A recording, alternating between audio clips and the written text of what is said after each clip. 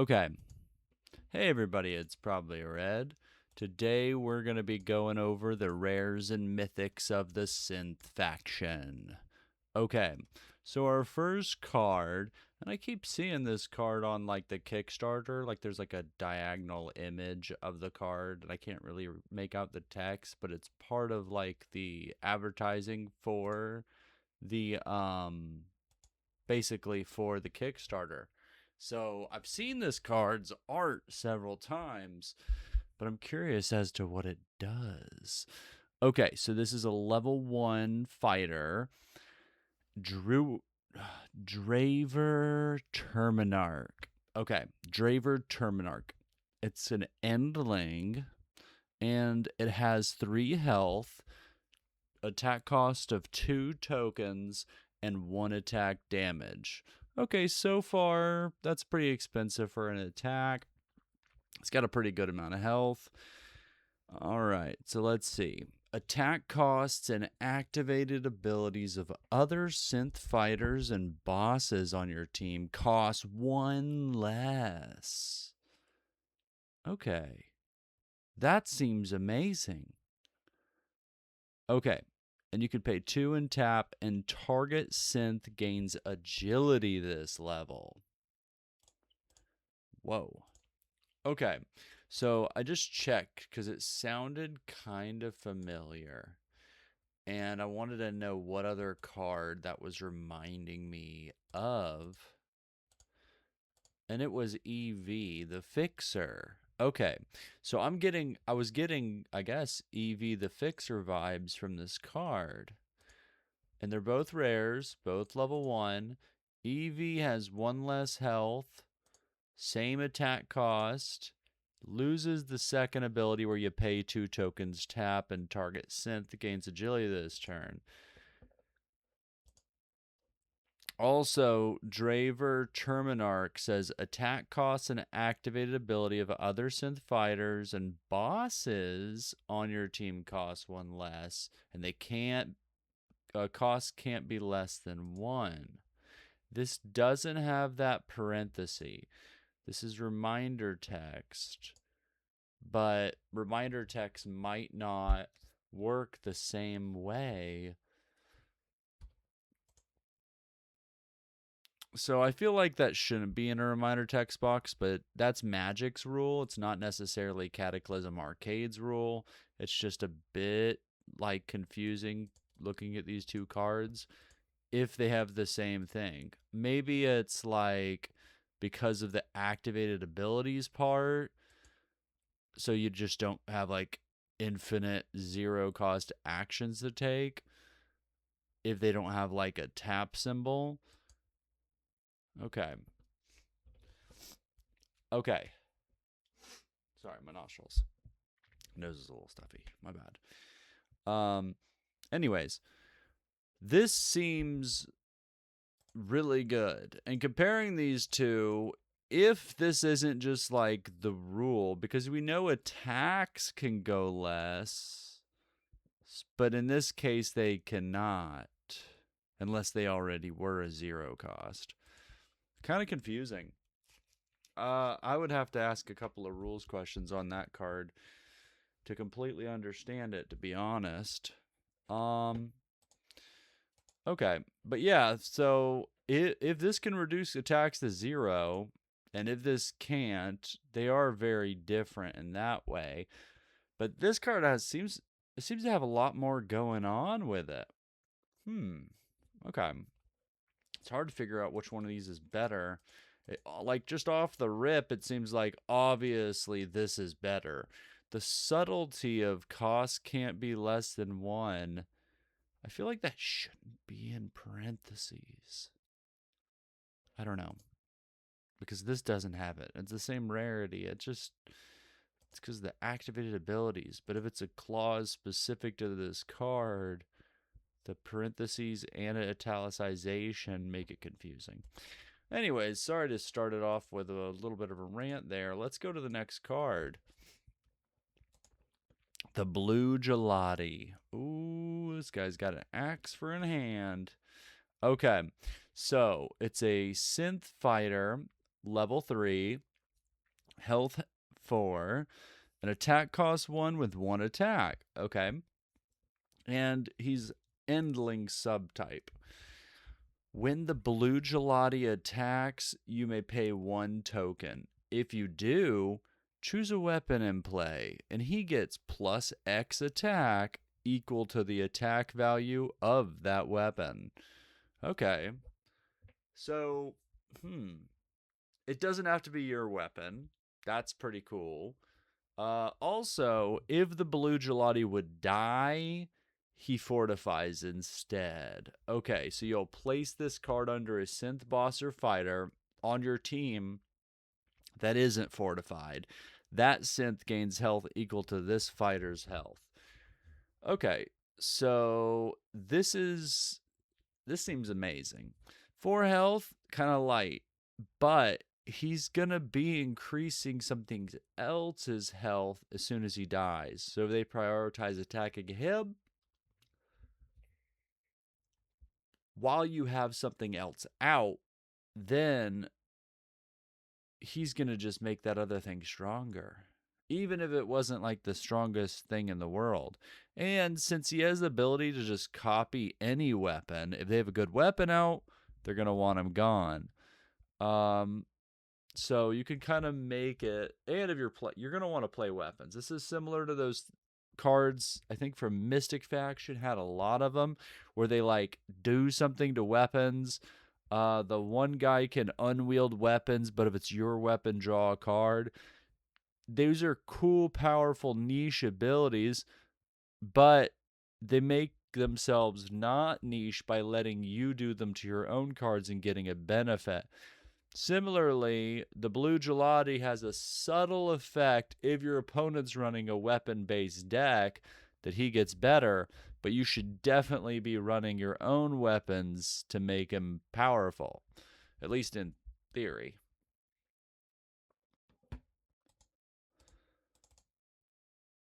Now it's very blue gelati. Since I figured out you can highlight the card in like the glowing blue, I think it's cool. Anyways, really cool card. Okay, we got a pretty creepy, disturbing art in my opinion. It's a synth fighter, level 4. Okay, so this is Chip Kill Switch. He has 3 health, attack cost of 2, attack damage of 2. And you can pay 2. Oh, he's from the Joneses. You can pay 2 and tap to destroy Chip to destroy target fighter. Yeah, this is pretty creepy. It's like he's getting attacked or something. He's like got sparks going on, like he's falling apart. But he's like a robot kid running with a bunch of dynamite. His shirt's got the middle finger on it. I just saw that. Okay, that lightens it up a little bit. Yeah, pretty brutal. Kind of reminds me of, oh my gosh, what is that show? It's, oh gosh, it's such a strange Station 8. Let me see. Or not Station 8. What is it called? Station 19? Is that what it's called? No, it's not called Station 19. Jeez Louise. Station 11. That's what it's called. Yeah, and that actor, I guess her name's Mackenzie Davis. She's also from *Halt and Catch Fire*. So, I'd say this show's not for the faint of heart. But it was very deep. And if you like post-apocalyptic stuff, like never seen a post-apocalyptic movie like Station 11. It's so different, and it's so I don't want to just say it's like, oh, it's really good. It's like if, and I use this term like in regular conversation as sort of like jokingly, but I use the term art filmy. Like I know like art film artists and stuff put a lot of work into their, movies. I don't mean it as a criticism, but I am sort of poking fun at the like concept because not every art film or film in the style of art film has been extremely enjoyable to me. Like I really didn't get a kick out of Power of the Dog. Anyways, we're getting pretty far into this. Let me go ahead and really quickly tell you what I'm talking about. I mean, if you've watched Station 11, you know what I'm talking about. I'm not going to spoil anything, but this art kind of reminds me of that. And that's why it's pretty disturbing. Okay. Next, let's go with Poof, Worst Enemy. It's a level 5 synth fighter with 5 health, 2 attack cost, and 1 plus attack. It's from the Defaced sub-faction / its subtype is the Defaced. And when Poof is dealt damage, put a +1 attack counter on target fighter on your team. Okay, so it's any fighter, not just synths. Okay. And it's got a good amount of health, so that can happen a couple of times, theoretically. Now, Poof gets +1 attack for each enhanced boss or fighter on your team. So a little bit of +1 attack synergy, and I guess that's also weapon synergy and fortify synergy too. And it kind of synergizes with its own ability. You want to fortify this so that can happen more times. I think this card's quite cool. Quite cool. And I think like if you mix this with the Mythic faction and have all those +1 attack synergies, it's going to be really cool. I think Mythic and Synth have like a lot of synergy together, which is really cool. Okay. And we've seen this card a couple of times, and I've mentioned it a bunch as one of the 2 highest health fighters in the entire game so far. So, well, I said highest health. I meant highest level, but her level and health are the same amount. So, level 7, health 7, attack cost 2, attack 2 plus, and she's from the Joneses. When Grammy, and her name's Grammy, picker upper.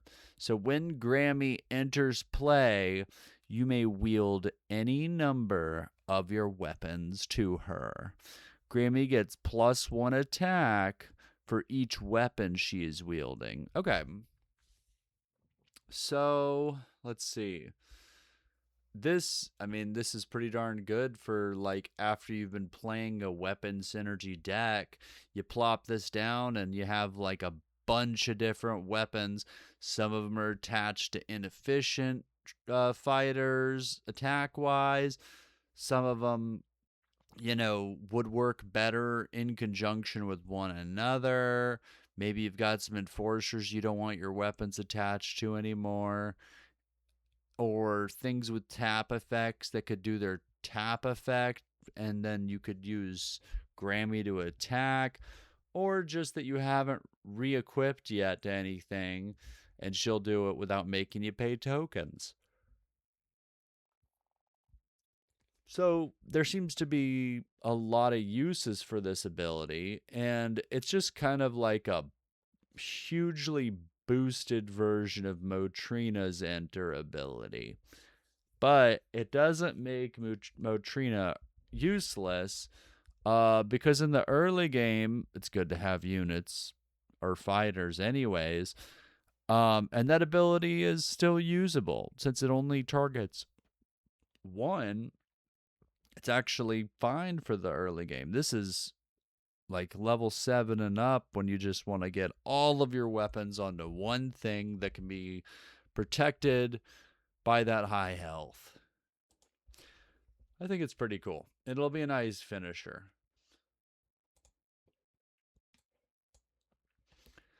Next, we have the Face of Death. Well, it's actually just called Face of Death, but it felt more dramatic with the Face of Death. Okay, man, it's a weird, creepy art. Definitely like defaced faction stuff, if I had to guess. Really creepy with all the drills in there. Okay, so it's a level 4 weapon with a wield cost of 4 tokens, and it gives +1 attack. It's gotta have an ability. So it enters wielded, and when the wielder defeats a fighter, untap it. Wow. So you can just keep attacking as long as you're defeating a fighter. So this could be like a 0 cost board clear. Yeah. I mean, as long as you have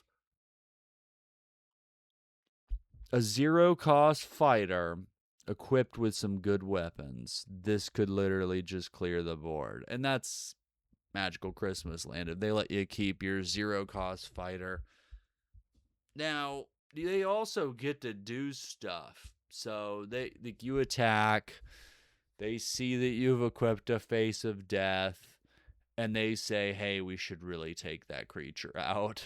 Or destroy the Face of Death with a sideboard or utility card. Okay. So, reminds me of the Doom Reavers from I think it's the Doom Reavers have that ability. They're from War Machine, but the Doom Reavers can keep attacking stuff over and again as long as you take them out. I think that's one of their abilities. It might have to be another thing that you have in conjunction with them that gives them that ability. No, but I think they just attack stuff continuously. They just don't stop attacking. So it kind of gives them that. Okay, and our last rare, we still got Mythic to go. This is the Swift Pack 1999. Level 6 Synth weapon. It's got a wield cost of 3 tokens and 2+ attack damage. Enters wielded, as all weapons do, and the wielder has agility, which means it can tap twice per turn. I forgot to mention that earlier with the other card that gave agility. But they also gain response, 1 token, tap to block. Okay, so you can block the same turn that you attack, or you can block twice. That's very interesting. Level 6. I mean, this really, the agility ability, it seems like it would go amazing with Grammy. Once she gets all those weapons on, she's basically doubling the ability of them. And if she's got a lot of health, the block will be very useful. I think this is great. It's a little bit high in the levels, so it's going to come out later. And the wield cost isn't that unreasonable, honestly. Giving everything agility for 3. If you can keep swapping this weapon, you can use that stuff. Yeah, you can use that stuff twice. I'm pretty sure that's how it works. I think you can just keep equipping it as an action and getting your next thing ready. As long as they don't take that thing out, you're good to go.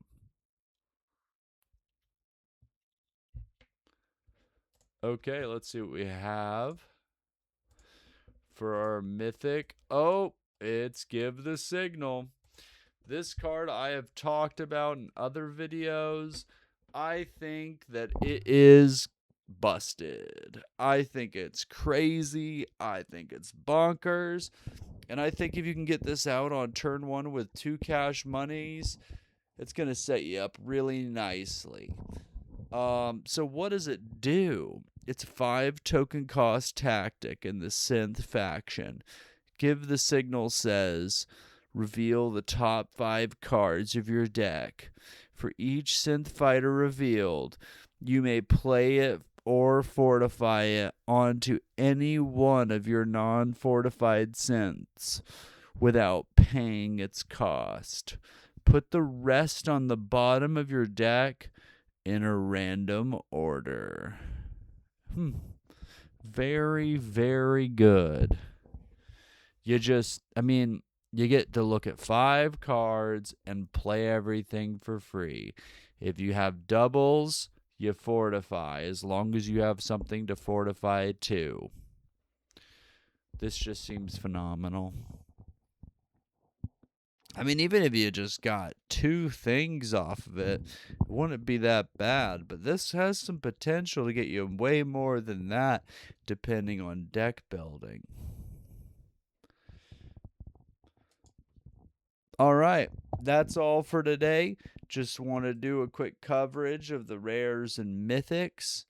This is definitely my pick for the strongest card in the set. Could be wrong. Let me know what you think is the strongest card in the comments below. All right, talk to you soon. Bye.